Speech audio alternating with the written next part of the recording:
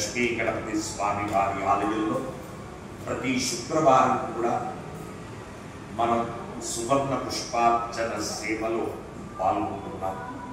ఏ మానవుడైతే పూర్వజన్మలో చేసుకున్న పాపకర్మమట ఈ జన్మలో ఆ మానవుడికి తను ఏ పని తలపెట్టి చేస్తున్నా ఆ పనిలో అడ్డుగోడగా ఈ పూర్వజన్మలో చేసుకున్న పాపకర్మము పడుతూ ఇబ్బందులను క్రియేట్ చేస్తుందట. ఒక్కొక్కసారి దాని యొక్క స్థితి ఎక్కువగా ఉన్నట్లయితే అప్పుడు ఆ పని ఎట్టి పరిస్థితుల్లో పూర్తి కానివ్వదట. అలాంటి స్థితి ఏర్పడుతున్నప్పుడు అది ఏ పనైనా కావచ్చు.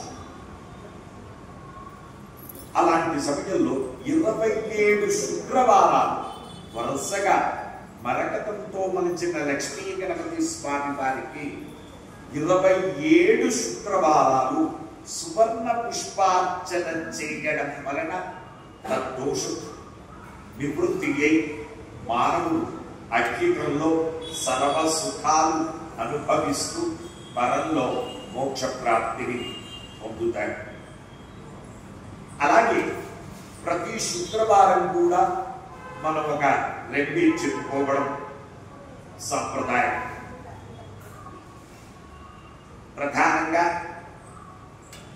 ఏ మానవుడైతే దరిద్ర బాధల చేత ఇబ్బందులు పడుతూ ఉన్నాడో, ఏ మానవుడైతే ఒక అనుకున్నటువంటి పనులు సక్సెస్ కాక ఇబ్బంది పడుతూ ఉన్నాడో,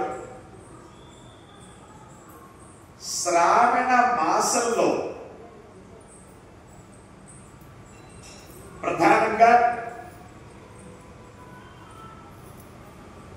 శుక్లపక్షంలో ఆఖరి శుక్రవారం నుంచి ప్రారంభించి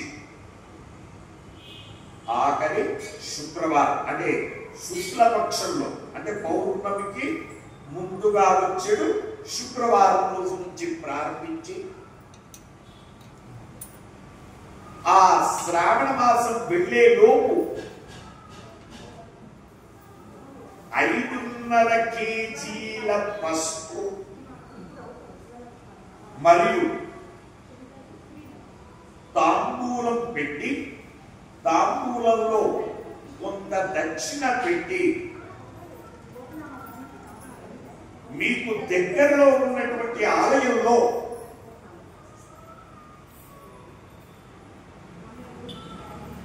ఇది దానం చేసినట్లయితే తద్దోషం నివృత్తిగా మానవుడు దరిద్ర బాధల చేత బయటపడతాడు. అలాగే అష్టైశ్వర్య సిద్ధులను పొందుతాడు. వచ్చే వారం మరొక రెమెడీతో మనం తెలుసుకున్నాం. శుభమస్తు. ఎడమ చేతిలో ఉన్నటువంటి అక్షంతలు కుడి